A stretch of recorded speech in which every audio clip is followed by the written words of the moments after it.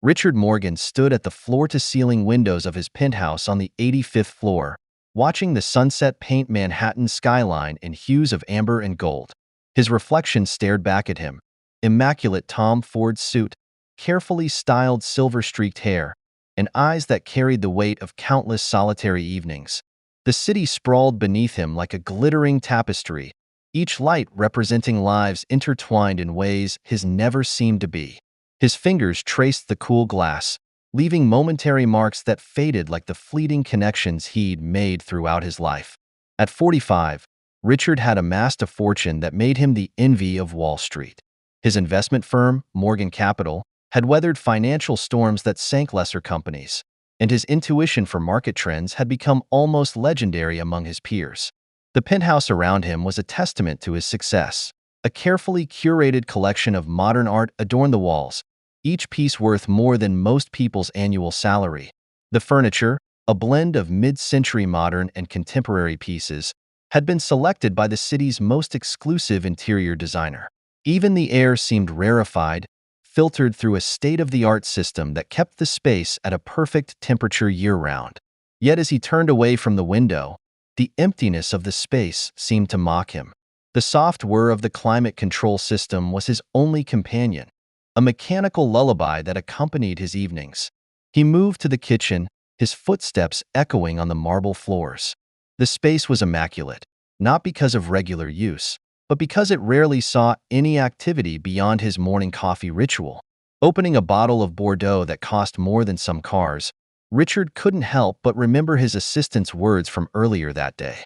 Sarah, who had been with him for 8 years, had finally voiced what others had only hinted at. "Mr. Morgan," she'd said, arranging his schedule with her usual efficiency, "the Thompson Foundation is hosting their annual gala next month. They're expecting you to attend." There had been a pause, weighted with meaning. "Perhaps this year you might consider bringing someone?" The suggestion had hung in the air between them, and Richard had dismissed it with a wave of his hand. But now, in the growing darkness of his penthouse, the words seemed to echo. He took a sip of wine, savoring the complex notes that usually brought him pleasure. Tonight, it tasted like ash. His phone buzzed, another message from James Chun, his closest friend and business partner. "Dinner at Lou Bernardine tonight? Helena's sister is in town. She's brilliant. Just finished her PhD at Stanford." Richard deleted the message without responding. The last thing he needed was another well-intentioned setup. The previous attempts had all followed the same pattern: accomplished women who saw him as a prize to be won, a story to tell their friends about how they landed one of New York's most eligible bachelors. None of them had seen past the carefully constructed facade he'd built over the years. Moving to his home office, Richard settled into his leather chair, the soft light from his desk lamp creating a small island of illumination in the growing darkness. Spreadsheets and market analyses filled his multiple monitors, the numbers and charts a language he understood better than the complexities of human connection. Yet tonight, the figures seemed to blur before his eyes. His mind wandered to the family photos he kept in his desk drawer, images of happier times, before his parents' bitter divorce had taught him that love was a transaction like any other, with winners and losers and carefully calculated risks. A soft chime from his computer announced an incoming video call. It was his younger sister, Catherine, calling from London. Her face appeared on the screen, tired but smiling, her 2 young children visible in the background. "Richard, you're actually at home for once," she said, genuine warmth in her voice. The kids wanted to say goodnight to Uncle Richard. For the next few minutes, he listened to his niece and nephew chattering about their day, their innocent enthusiasm briefly piercing the armor he'd built around himself. As they ran off to bed, Catherine's expression grew serious. "You know, Rich, not everything in life can be managed like an investment portfolio. Sometimes you have to take risks without knowing the returns." He managed a weak smile. "I take risks every day, Kath. It's what I do for a living." "That's not what I mean, and you know it." She paused, choosing her words carefully. "When was the last time you did something that scared you? Something that wasn't calculated and analyzed to death?" The question lingered in his mind long after they'd said goodbye. He found himself back at the window, watching the city lights twinkle like stars brought down to earth. In the reflection, He saw not just himself, but the accumulated weight of choices made in the name of security and control. The charity auction invitation sat unopened on his desk, another evening of polite conversation and carefully measured social interactions. Yet something about tonight felt different. Perhaps it was Catherine's words, or maybe the wine had finally started to affect him. But for the first time in years, Richard felt the stirring of something he'd long suppressed: hope. He picked up his phone and typed a quick message to Sarah: "Confirm my attendance for the Thompson Gala. Solo." His finger hovered over the send button for a moment before pressing it. It wasn't much, but it was a start.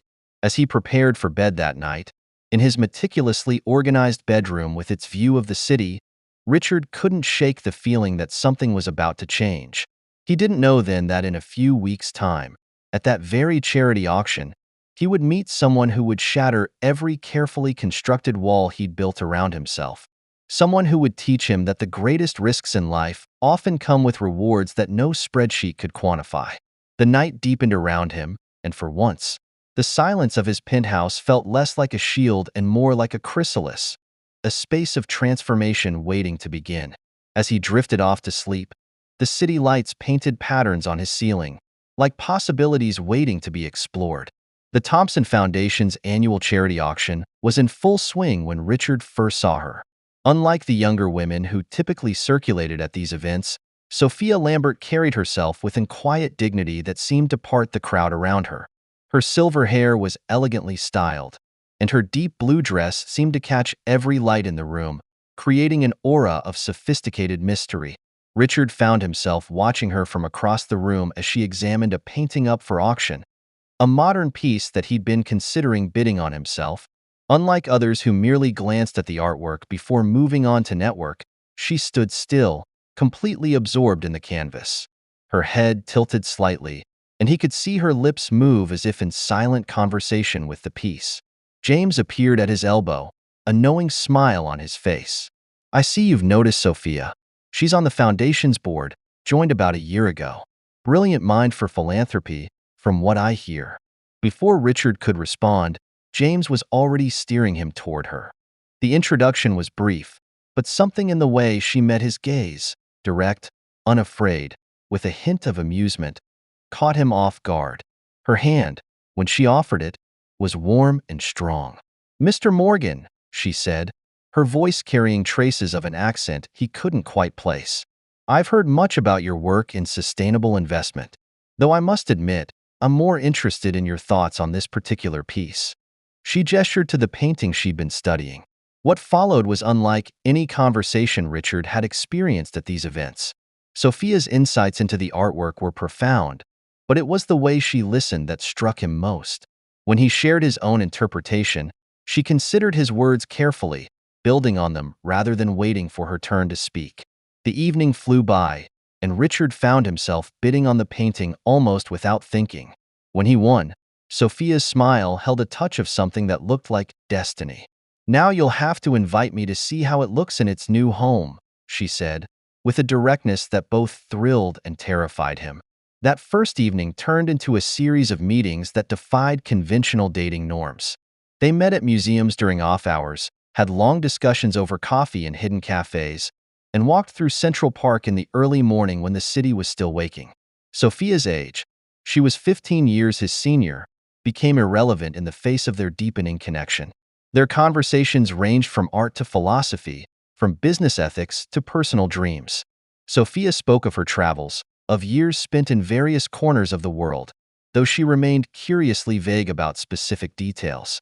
When Richard asked about her family, she would smile softly and turn the conversation elsewhere, but not before he caught glimpses of old pain in her eyes. The mystery surrounding her past only made her more intriguing to Richard. Here was someone who couldn't be reduced to a background check or a LinkedIn profile. She challenged his perspectives, questioned his assumptions, and slowly began to crack the shell he'd built around himself. One evening, as they sat in his penthouse watching the sunset, Sophia spoke about the nature of truth. "We all carry secrets," she said, her fingers tracing patterns on the arm of her chair. "Some to protect others, some to protect ourselves. The question is not whether we have secrets, but whether we let them prevent us from living fully."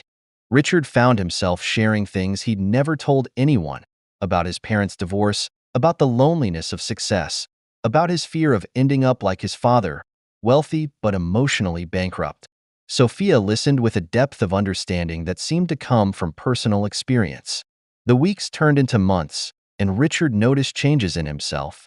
He delegated more at work, made time for long lunches, and even started attending his niece's school plays. His sister Catherine, during their video calls, commented on the difference she saw in him. "You're smiling more," she said. "Real smiles, not those boardroom ones you've perfected." The decision to propose came to him not as a dramatic revelation, but as a quiet certainty.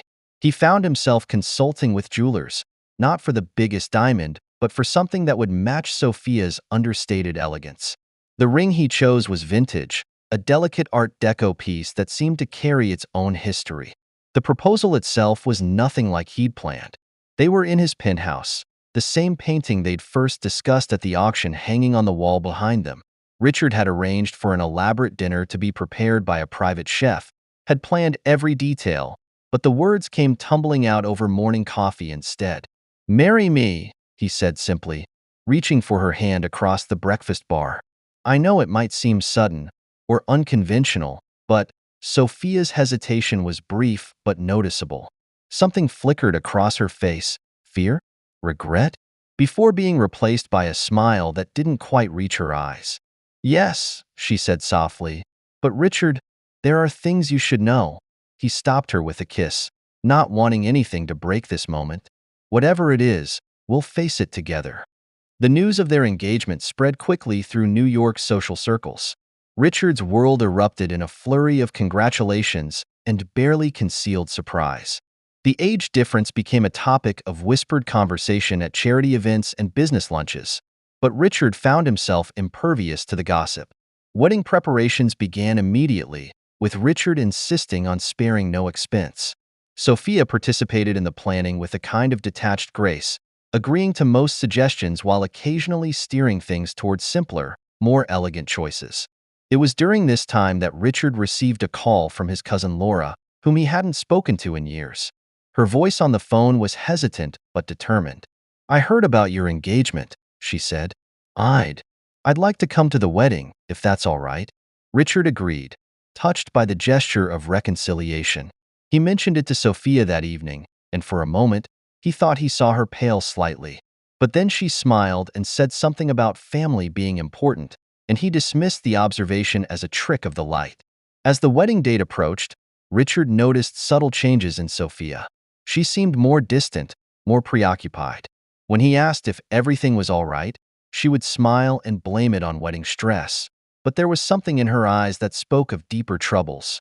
One evening, a week before the wedding, he found her standing in front of that first painting they discussed, her expression lost in thought. "Do you ever wonder," she asked without turning around, "if happiness comes with a price? If every joy must be balanced by an equal measure of pain?"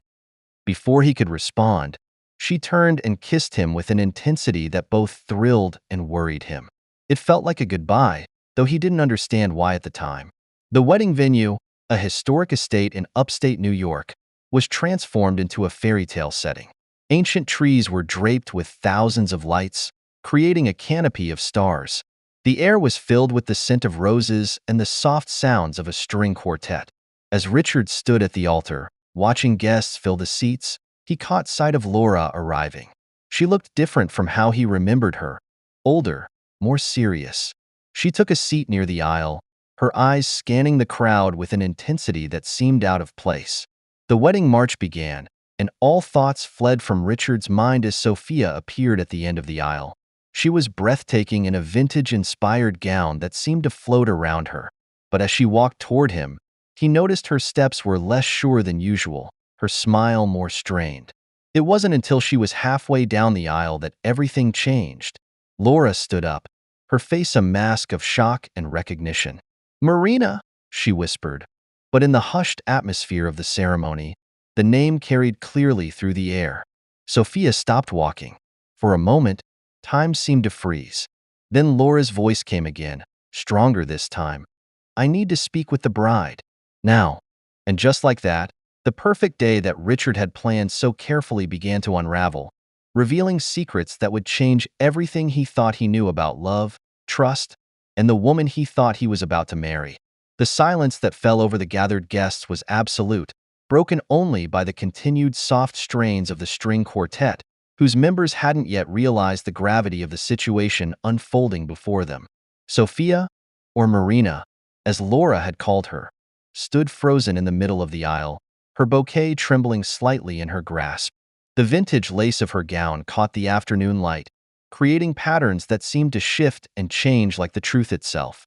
Richard remained at the altar, his mind struggling to process the scene before him. He watched as Laura made her way to Sophia, their eyes locked in a silent exchange that spoke of years of shared history he knew nothing about. The guests began to murmur, their whispers creating a low buzz that filled the air like angry bees. "Please," Sophia finally said, her voice carrying clearly despite its softness. "Not here. Not like this." Laura's response was equally quiet but firm. "We've waited long enough, Marina. 25 years is long enough." The name Marina seemed to echo through the space, and Richard noticed several of the older guests exchanging glances. Among them was his Aunt Eleanor, Laura's mother, who had gone pale as she gripped the edges of her seat. Sophia turned to Richard, her eyes filled with a pain he'd never seen before. "I'm sorry," she said. Could we have a moment?" Richard found himself nodding, though everything in him wanted to demand answers right there. The officiant, a distinguished older man who had known Richard's family for years, cleared his throat uncertainly. "Perhaps we could take a brief recess?" The suggestion broke the spell of stillness that had fallen over the gathering. Guests began to stir, some standing awkwardly, others remaining seated as if afraid to miss what might happen next. Richard watched as Sophia followed Laura toward the estate's library, their figures disappearing through the heavy wooden doors. James appeared at Richard's side, a steadying hand on his shoulder. "Rich, maybe you should sit down." But Richard couldn't move. His eyes remained fixed on those library doors, behind which the woman he thought he knew was confronting a past she'd never shared with him. The minutes stretched like hours, and he found himself remembering all the times Sophia had deflected questions about her history, all the moments when a shadow had crossed her face at the mention of family. In the garden, the carefully arranged flowers seemed to mock the disorder that had descended upon the ceremony. White roses and lilies, selected to match the vintage theme Sophia had chosen, now looked like witnesses to a tragedy unfolding. The string quartet had finally stopped playing, adding to the unnatural quiet.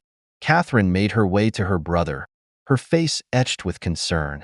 "Rich, what's happening? Who is Marina?" Before he could answer, the library doors opened. Laura emerged first, her face set in a complex expression of triumph and sorrow. Behind her came Sophia, Marina, looking somehow both smaller and stronger than she had moments before.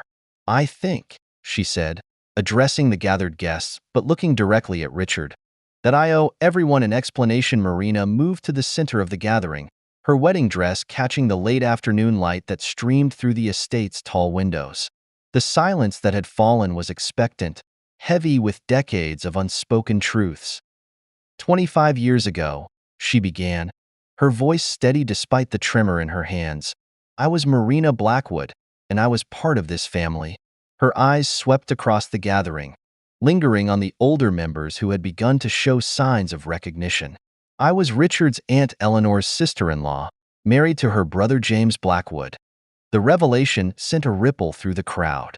Richard felt his knees weaken, and James quickly guided him to a chair.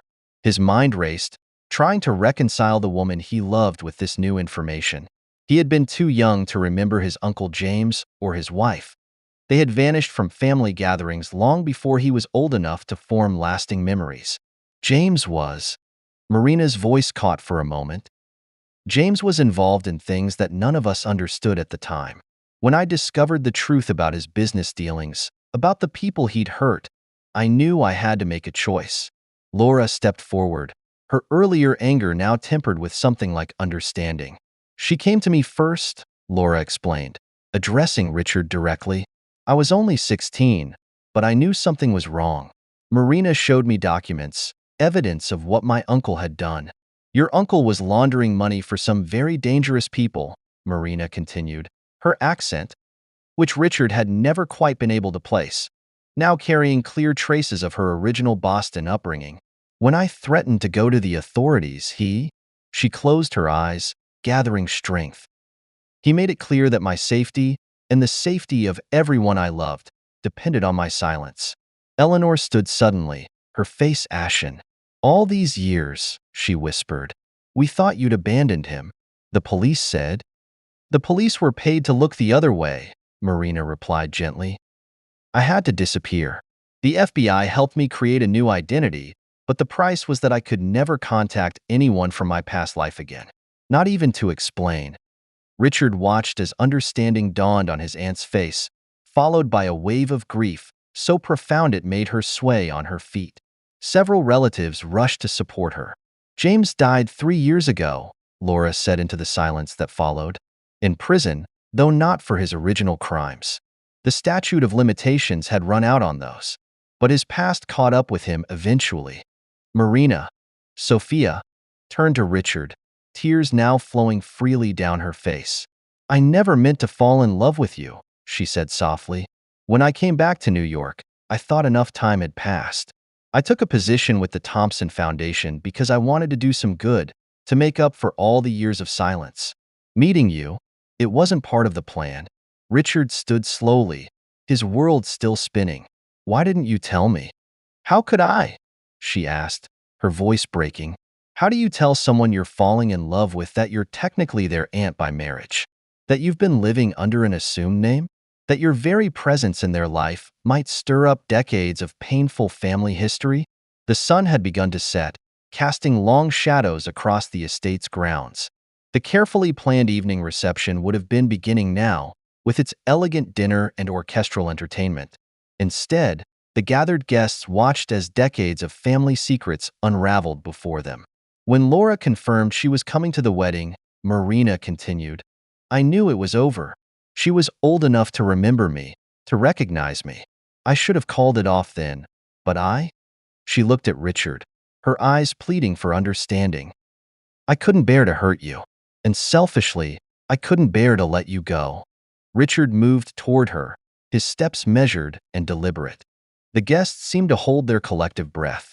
When he reached her, he saw in her face all the love that had drawn him to her, now laid bare alongside the pain and fear she'd carried for so long. All those conversations we had about truth, he said quietly, about secrets and protection. You were trying to tell me, weren't you? She nodded, unable to speak. The painting, he continued, realization dawning, the one from the auction. You knew it had belonged to my Uncle James. That's why you were studying it so intently. It was my wedding gift to him, she whispered. I recognized it immediately. I never expected to see it again. The weight of the moment seemed to press down on everyone present. The carefully constructed fairy tale wedding had transformed into something else entirely, a moment of truth that would reshape not just 2 lives, but an entire family's understanding of its past. Laura approached them, her earlier confrontational stance softened. The FBI closed the case files last year, she said. That's how I found out the truth. I've been trying to find you ever since, Marina. Not to expose you, but to tell you it's over. Really over. The people James was involved with, they're all gone now. Marina's hands flew to her mouth, a sob escaping despite her attempt to maintain composure. Really? Really, Laura confirmed. You don't have to hide anymore. Richard watched as years of tension seemed to flow out of the woman he loved. She stood straighter, as if relieved of a great weight. When she turned to him again, her eyes were clear. I understand if this changes everything, she said quietly. Richard looked at her, really looked at her, seeing both the woman he'd fallen in love with and the one who had carried such a heavy burden for so long. The guests, the elaborate decorations, the carefully planned ceremony, all faded into the background as he faced the most important decision of his life. The string quartet, having finally understood the gravity of the situation, had packed their instruments. The caterers could be heard quietly conferring in the background. The sun had nearly set, painting the sky in shades of purple and gold. In this suspended moment, surrounded by scattered rose petals and abandoned programs, Richard reached for Marina's hand. My dearest Richard, in all my years of hiding, I never imagined finding something worth risking everything for. Yet here we are. The truth has finally set me free, but freedom, I'm discovering, comes with its own kind of terror, the terror of possibility, of hoping again. I've spent so many years being Sophia that sometimes I forget who Marina was. But with every day spent with Eleanor, every conversation with Laura, every moment with you, I feel pieces of her returning, not replacing Sophia, but merging with her, creating someone new, someone who can finally be whole. The foundation has offered me a new role, heading up a program for families affected by witness protection. They believe my experience could help others navigate the complex journey of reclaiming their lives. I think I want to accept. But before I do, I needed to ask you something. The wedding we planned was beautiful, but it wasn't ours. Not really. It belonged to Sophia Lambert and Richard Morgan, to the carefully constructed narrative we both thought we needed. What if we tried again? Something smaller, more intimate.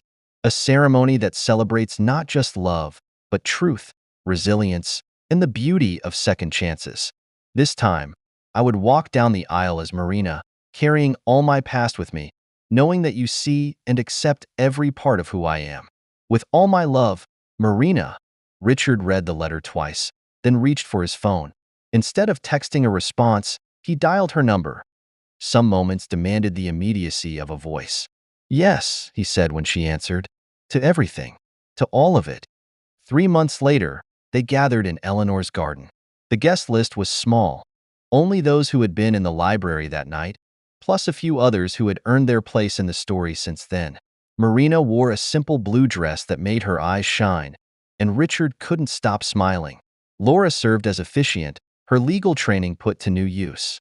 We're here, she began, to celebrate not just love, but truth. To witness the union of two people who chose the harder path, the path of honesty, of facing the past to build a future. The vows they exchanged were their own, written in the language of their shared experience. Marina spoke of protection transformed into partnership, of secrets becoming stories they could tell together. Richard promised to always see her wholly, to love not just who she was but all she had been and would become. As the sun set over the garden, casting everything in gentle golden light, the small gathering celebrated not just a marriage, but a resurrection. Marina's brother, now walking with a slight limp but very much alive, raised a toast to second chances. Eleanor and Laura shared knowing looks. Their own relationship healed through the process of healing others.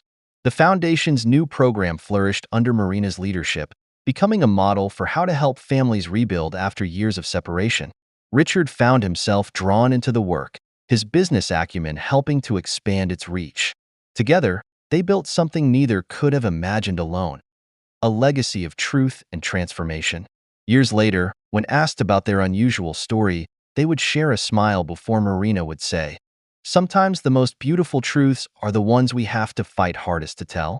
And Richard would add, "And sometimes the greatest love stories aren't about falling in love, but about choosing to love again and again, with our eyes wide open." Their story became not a fairy tale, but something rarer and more precious, a testament to the power of truth to heal, of love to transform, and of the human heart's capacity to begin again, no matter how many secrets it has carried.